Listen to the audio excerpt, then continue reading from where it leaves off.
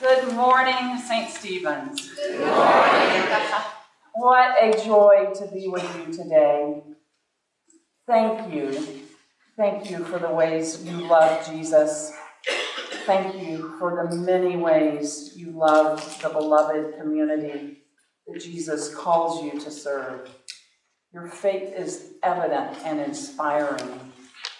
I'm so glad to be here today. I want to talk to you for just a moment about what's happening tomorrow, Halloween. Now, I know there are all sorts of different points of view on Halloween, and if you're conflicted about it, I share a bit of that myself. However, I have to tell you and confess something. We'll only have about one bowl of candy at our house tomorrow, but when our boys were growing up in Colorado, that was not the case. We developed quite a reputation in our neighborhood, at my church, and our community, and we had between 500 and 700 trick-or-treaters each year. My husband counted, so we know that. Our house was a little bit famous, and I was the Wicked Witch of the West. So over the years, as our reputation for being a bona fide spook house grew, so did our audience. Many of the children from our church would come, children and grandchildren of friends, and of course neighbors. And even kids from other neighborhoods who didn't know us would make their way. And there are numerous theories and tales about the origins of our present-day observance of Halloween. You know that it has pagan roots in Celtic tradition, that some say it afforded the dead one last party before going to the afterlife. Some say vengeful ghosts come out after the living before departing this world. Or my favorite, that we, the faithful of God, can make fun of death because we proclaim the very next day in All Saints that it has no sway over us. Whatever the case may be about the true origins of Halloween, this much we know. It's a time when things are not as they appear. A time when there is masking and unmasking. When little goblins show up at our doors. And part of the fun is guessing who's behind the mask. I've always loved seeing the smiling faces of neighbor children and the littlest members of my church peek out from behind their masks, waiting for me to recognize them and call them by name. So the story of Zacchaeus fits this holiday well. We assume as we begin the story that he is corrupt to the bone. He's wealthy, a wealth he understands and we understand has come from his life as a tax collector. He's an unsavory character, the sort you would not admit you knew or much less want to have dinner with. We assume this is a story of a pretty despicable guy repenting, and we are left feeling glad he did so, grateful for Jesus, and glad we are not the tax collector. But the risk of this interpretation, when held alone, is that we could end up in the position of the Pharisee we just heard about. Remember earlier last week, the guy who thanked God that he's not like the tax collector? So what if Zacchaeus is not only the despicable character we've always imagined? What if the story is more complicated than that? It usually is. Some biblical scholars believe that the portion when Zacchaeus says, I'll give up half of my possessions and I'll repay 4 times those I've wronged, is actually a present tense statement. It's a present tense verb, they argue, meaning he's saying, it's present progressive to get a bit technical. He's saying, I'm already doing these things, Jesus, as a matter of my practice. Now, if these scholars are correct, then Zacchaeus is, as one of them notes, the saint who surprises rather than the sinner who repents. Now that reading of the story changes things quite a bit. Now the focus is not on Zacchaeus primarily. Rather, our attention shifts to the judgments the others have made so easily of this man, the way they demonized him and considered him to be beyond redemption, and the way they judged Jesus for fraternizing with him. In every age, in most every culture, demonizing folks has been one of our favorite sins. We demonize folks who disagree with us, folks who vote differently from us, folks who look different than us, folks who we just plain do not understand. Demonizing others helps us feel a little bit better about ourselves. When Jesus calls Zacchaeus down from the tree, what if his primary audience is not Zacchaeus, but the onlookers? If the verb where Zacchaeus describes his giving is indeed present progressive tense, then he's not the character onlookers assume him to be, or at least not entirely so. What if the main point of the story is less about a sinner repenting and more about how Jesus sees people whom others judge? Jesus sees the heart and wants others, all of those watching him, to do the same. It is this capacity to see the true heart of a person that Jesus wants the crowd to cultivate. What if, beloved friends, we could raise up disciples in our culture who see the heart? What if we could train people to see the hearts of those they fear, those they distrust, those they do not understand? What if instead of seeing people we do not understand as enemies to be feared and reviled like the goblins and ghouls of All Hallows Eve, what if we could see beneath the mask to the child wanting to be seen, wanting to be included, wanting to be brought back into the fold? And what if, when we have let our sinful nature take the lead, what if instead of being cast out, we were invited to come down from the tree? What if others could see our hearts? To see this way is to practice gospel love. Love that is good news.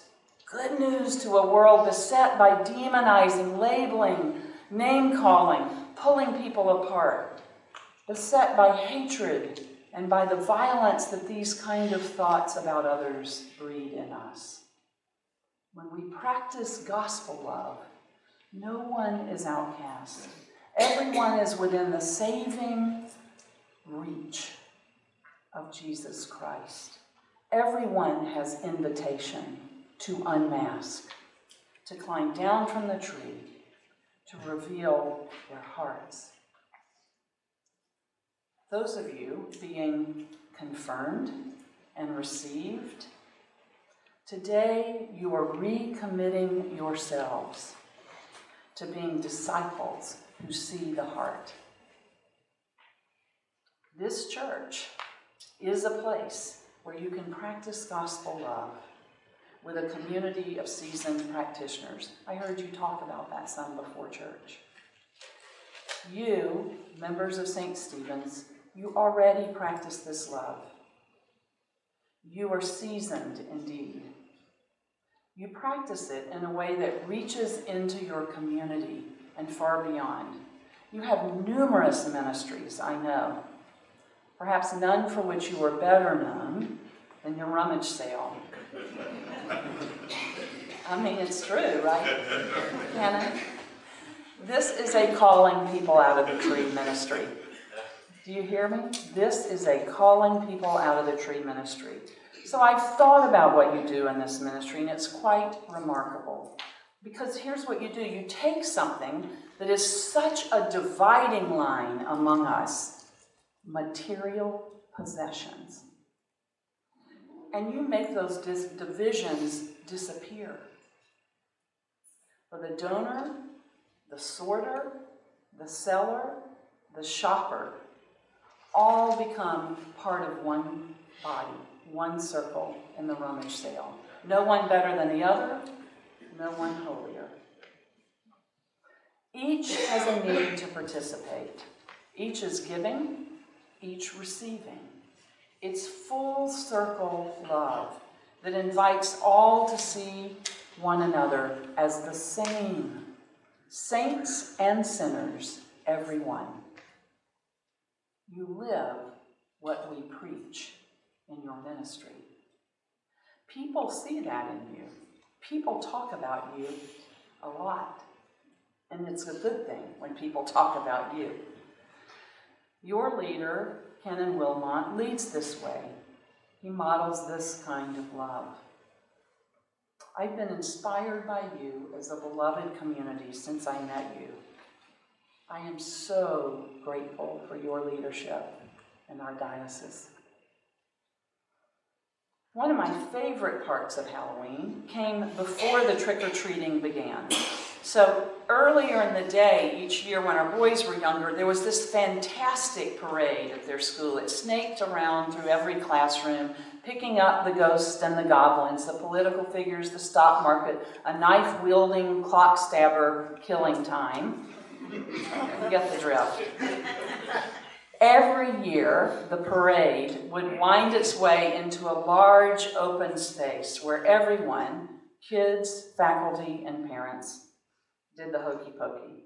I know you know it. Say it with me. You put your right hand in, you put your right hand out. You put your right hand in, and you shake it all about. I love doing this every year, y'all. As we began with one limb tentatively going in the circle, we ended with the long-awaited leap-in response in the last verse. You put your whole self in. You put your whole self out. You put your whole self in, and you shake it all about. So, I did a little research about the hokey pokey. It's an interesting research project. I learned it has quite a history. While the version we sing today began in Sun Valley, Idaho as a jingle for the ski crowd, its antecedents go back to England and Europe. The Reverend Thomas Schmidt notes that hokey pokey comes from the term hocus pocus. Some of you know this, which is slang for hoc enim est corpus meum. This is my body. The words of consecration accompanying the elevation of the host at Eucharist.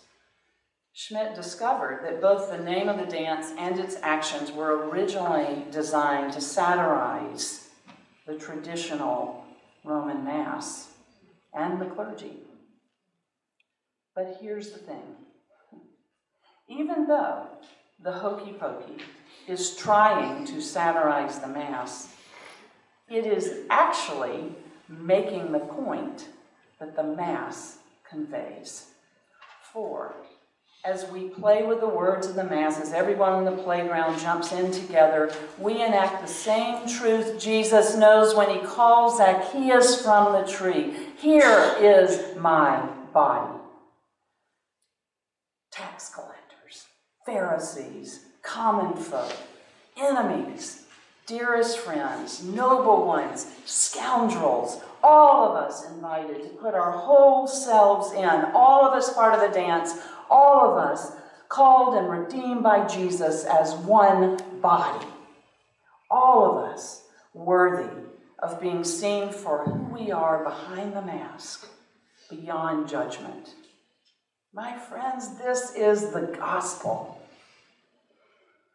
We are in a new season in this diocese, beyond schism, and many of the challenges it has entailed. May we now, unencumbered by old divisions, see the hearts of those in front of us. Hoc enim est corpus meum, this is my body. We are each and every one necessary parts of the body of Christ here and now. Each of us, like Jesus, under the tree, choosing love over judgment. Each of us, like a child on Halloween, peeking out from behind our masks, putting our whole selves in. The body made complete by the love of us all. That's truly what it's all about.